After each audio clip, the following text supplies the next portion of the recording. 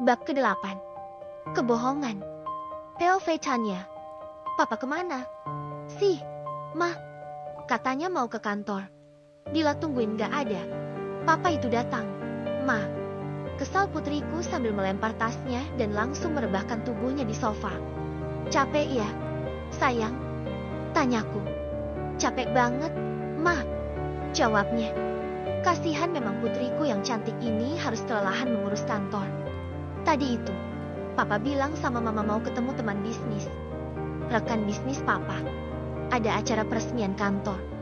Mereka bilang sih. Aku tidak melanjutkan ucapanku agar Dila penasaran. Dila itu putri kesayangan kami. Ya, meski suamiku itu memiliki anak dari mantan istrinya, dia seakan tidak peduli dan lebih perhatian pada putriku. Jelas aku tahu, sebab apapun yang ia punya, pokoknya semua yang ia miliki, semuanya untuk Dila. Sudah hampir 2 minggu belakangan ini, sejak pertemuan dengan anak dan mantan istrinya, Mas Adrian terlihat biasa saja. Tidak ada kesedihan sedikit pun. Mungkin ia sudah bisa menerima dan melupakan masa lalunya. Menganggap pertemuannya hanya denganku, dan hanya kamilah yang dia punya. Tidak ada yang lain selain kami. Dan yang lebih aku suka dari ibu dan anak itu, mereka cukup tahu diri dengan statusnya sekarang. Jadi tidak mengganggu kebahagiaan keluarga kami yang sudah hampir 21 tahun. Aku kira, setelah kembali bertemu dengan Lirna, dia akan mengabaikan kami. Ternyata aku salah menduga. Suamiku tetap sama seperti 20 tahun yang lalu. Ma, Mama tadi mau ngomong apa? Tanya Dila. Kasih tahu nggak ya? Kasih tahu deh. Ish, Mama, jangan bikin aku penasaran. Ucap Dila. Dengerin baik-baik, Mama ngomong ya.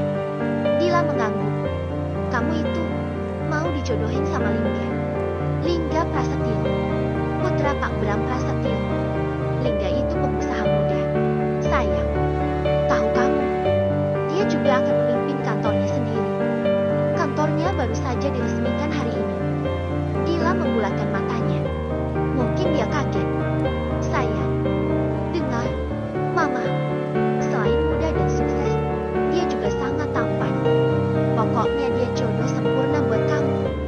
Umurnya 28 tahun. Jelasku sambil memikirkan memiliki menantu seperti Lingga. Latar belakang keluarganya bahkan sangat cocok dengan latar belakang keluarga kami yang sama-sama pengusaha sukses.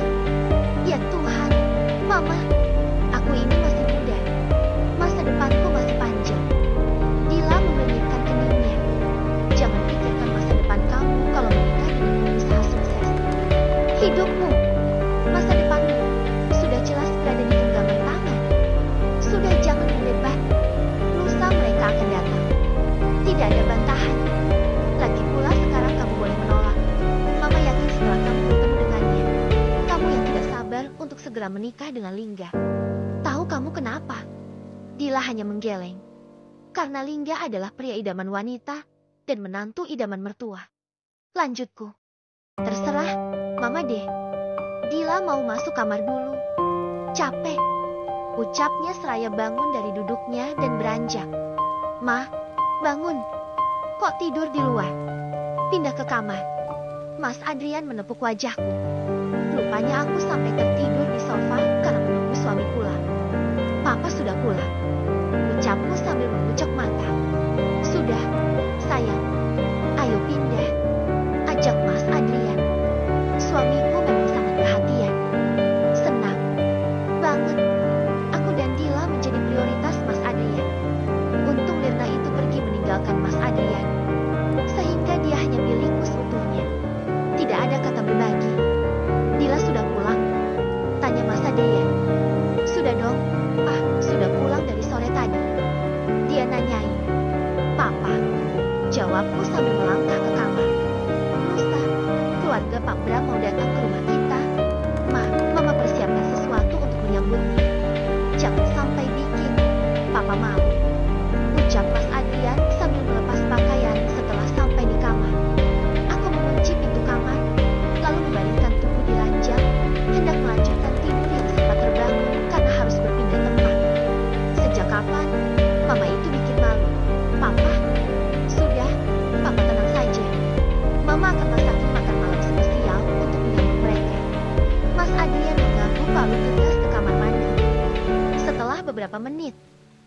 pun keluar dari kamar mandi dengan wajah yang lebih segar. Setelah mengelap wajahnya menggunakan handuk, Mas Adrian membaringkan tubuh di sampingku. Dia tidak lagi menyapa atau bahkan menyentuhku. Pandangan matanya menerawang ke langit kamar. Kedua tangannya digunakan sebagai bantal. Lalu, dia terlihat melamun. Entah apa yang dia lamunkan hingga seperti tak menganggap kehadiranku di sampingnya. "Mas, ayo tidur," ajakku sambil menggoyangkan bahu tangannya. Hanya itu. Menyebalkan. Mas Adrian pun langsung memejamkan mata begitu saja. Siapa yang dia pikirkan? Kenapa aku takut Mas Adrian memikirkan Lirna dan anaknya? Tidak boleh. Aku tidak mau berbagi suami. Mas Adrian tidak boleh memikirkan Lirna dan anaknya. Pagi ini seperti biasa aku menyiapkan sarapan untuk suami dan anakku yang hendak pergi ke kantor. Kuperhatikan sikap Mas Adrian pagi ini sangat berbeda. Dia tidak seperti biasanya yang menyantap sarapan dengan lahap. Ada apa ini? Aku benar-benar harus mencari tahu penyebabnya. "Mas, kamu kenapa? Jujur, dari semalam Mama perhatikan sikap kamu berbeda sekali." Dila melirik ke arahku. "Tidak apa-apa, Ma. Papa hanya sedikit pusing memikirkan perusahaan yang di kota. Semenjak Papa tinggal beberapa hari ini, justru semakin mengalami penurunan. Sekarang lebih parah, perusahaan juga mulai kesulitan untuk menggaji karyawannya. Sekarang juga sedang ada demo karyawan di sana. Sepertinya perusahaan Papa yang di Jakarta akan segera tutup." Aku terdiam. Memang sudah beberapa bulan belakangan perusahaan menunjukkan tanda-tanda kebangkrutan. Bisa bertahan karena adanya suntikan dana dari perusahaan yang di sini. Apa? Mama temani Dila di sini, sementara Papa di Jakarta. Papa mau selesaikan masalah di sana dulu. Bagaimana kelanjutannya? Setelah selesai urusan di kota, Papa segera kembali. Aku sedikit lega sih mendengar alasan yang keluar dari mulutnya. Aku kira gara-gara kepikiran Lirna. Ini hanya alasan. Papa? Atau memang benar adanya? Tanyaku menyelidik. Siapa tahu itu hanya alasan Mas Adrian. Mas Adrian pernah selingkuh denganku. Jadi bisa saja dia melakukannya kembali. Atau dia kembali menjalin hubungan dengan Lirna mungkin. Maksud kamu apa? Ma, ya memang keadaan perusahaan Papa yang di Jakarta sedang tidak stabil. Bentaknya. Sudah. Masih pagi malah ribut-ribut. Mama juga kenapa ketakutan dan cenderung curiga gitu sama. Papa, Mama mau kalau tuduhan tidak jelas Mama itu benar-benar terjadi sama Papa. Iya, sahut Dila bertanya. Membuatku terdiam untuk sejenak. Dia tidak tahu bagaimana masa lalu papanya. Lagi pula, Papa perginya setelah acara lamaran keluarga Pak Bram. Ucap Mas Adrian. Perjodohan itu Jeti, Pak? Tanya Dila. Mas Adrian mengangguk. Kalau seandainya aku merasa tidak ada kecocokan bagaimana, Pak? Dan lagi, usia anak Pak Bram itu terpaut cukup jauh dengan Dila. Dila masih terlalu muda. Protes anakku. Iya, nanti kamu lihat saja wajah Lingga. Boleh kamu berkata seperti ini, karena belum pernah melihatnya. Tidak ada celah dalam diri Lingga. Sudah tampan, karirnya sebagai pengusaha juga sukses. Dan ya, satu lagi. Yang pastinya Lingga itu anak konglomerat. Tegas Mas Adrian. Aku jadi penasaran seperti apa wajahnya. Sampai segitunya memuji mereka. Ucap Dila seraya beranjak. Seperginya Dila, Mas Adrian pun langsung bergegas. Papa berangkat dulu.